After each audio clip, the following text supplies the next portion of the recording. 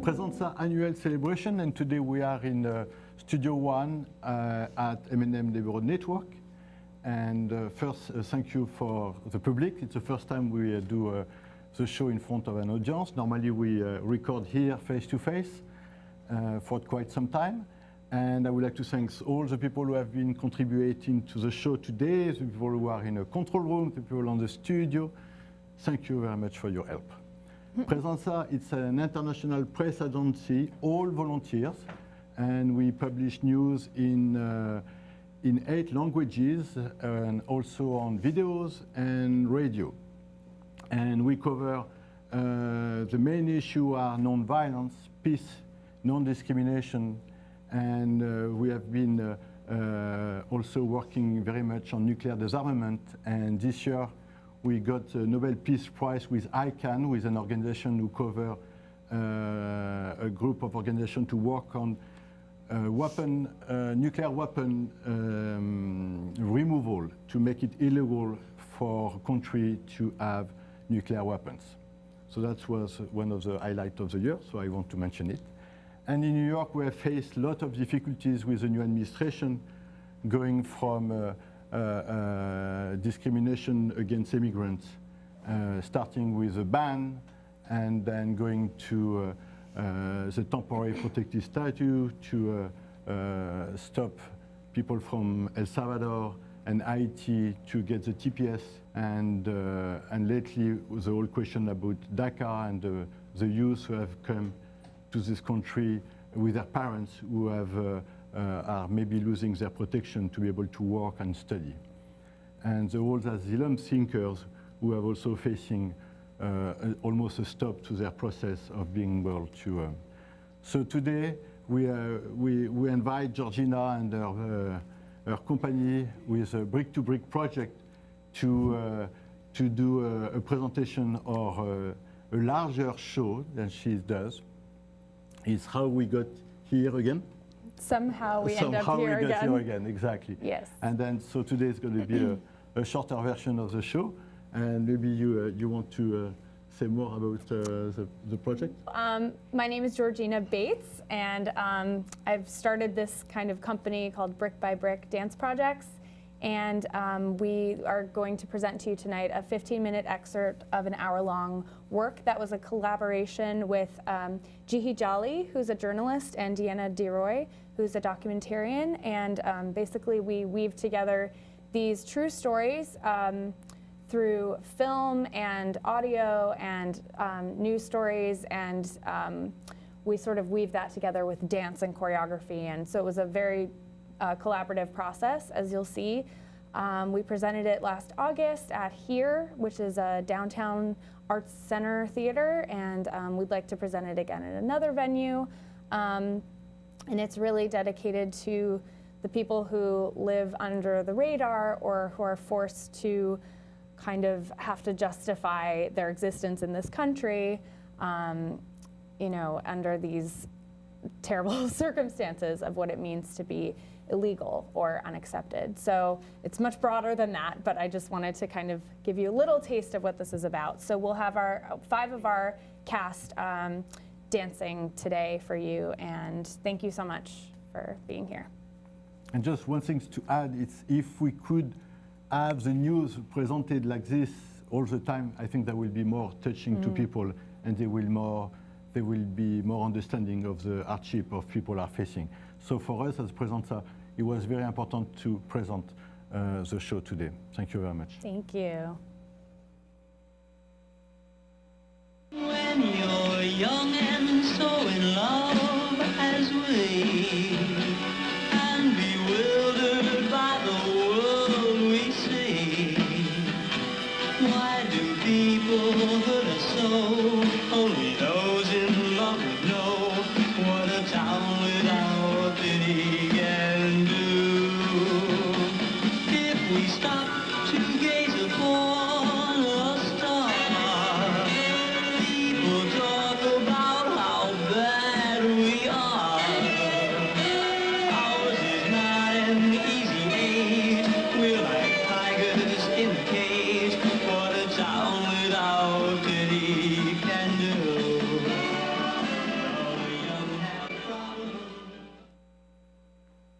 from Jamaica. I came to the United States when I was 6 years old, and that was about 13 years ago. My father came, well, as much for like anybody else, he came for better opportunities. And yeah, he came illegally. They wanted to give my sister and I an opportunity for a good education and a better chance in a more free country. So pretty much everyone's dream. I was born in Peru, and my parents are from China, so it was a very hard time in Peru at that time, so they decided to come here to the United States and pursue a better life. I decided to come here because my dad is here and I have a lot of family that live here. That's why I come to America.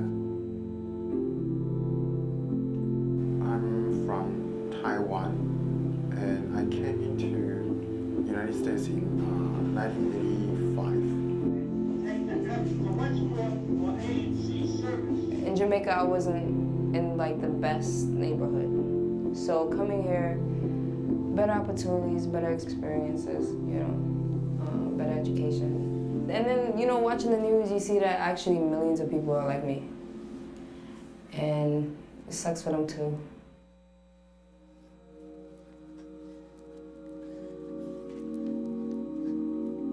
Hey, Ram!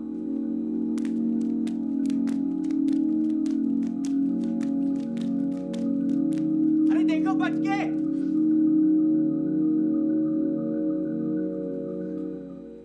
They told me I was gonna only come for a week. I guess to let me, because I know I did not want to go. I was crying. And then a week passed and I started to go to school. I used to cry in school too. I missed home, you know, everybody's homesick. And I used to be made fun of a lot. My accent was very thick. You just fear of your own identity, like of being open about your identity because of the perceptions that people have about that identity. It was kind of like embarrassing to be undocumented because you're the other, you're somebody different. He lives in sort of a world of shadows. He's in a country that he's really not a citizen of, he's not a part of, and yet he lives here, but he's not a member of it legally. He's lived in this limbo land for a long time. He's not a citizen, and yet he's no longer really a citizen of Taiwan anymore.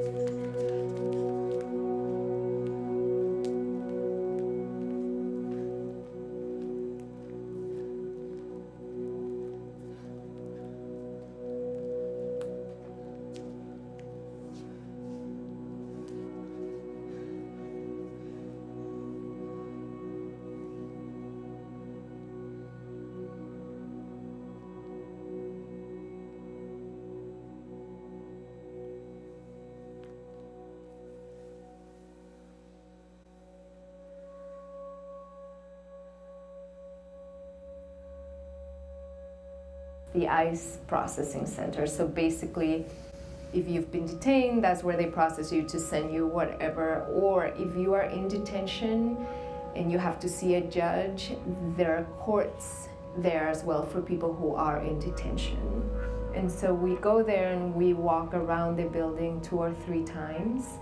And then the last time that we go around, we'll do a little prayer. Somebody will say something, and then we put our hands against the wall and we say the names of people that we know are in detention or that are in danger of being deported. And some of them, like, for instance, when our friend was detained, we like screamed her name, hoping that she would hear us.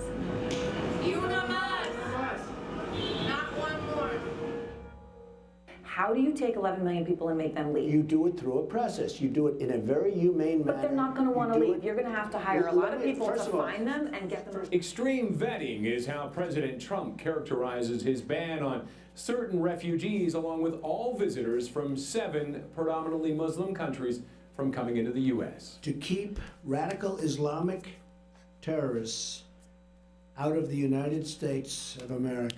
We don't want them here. 2 decades now, our immigration system, everybody acknowledges, has been broken. Who's gonna pay for the wall? 100%. President Trump's senior policy advisor Stephen Miller pushing a sweeping new immigration proposal, one that would slash legal immigration into the U.S. by half and change a system that allows most legal immigrants to enter the country based on family relations, instead giving admission preference to English-speaking and skilled workers.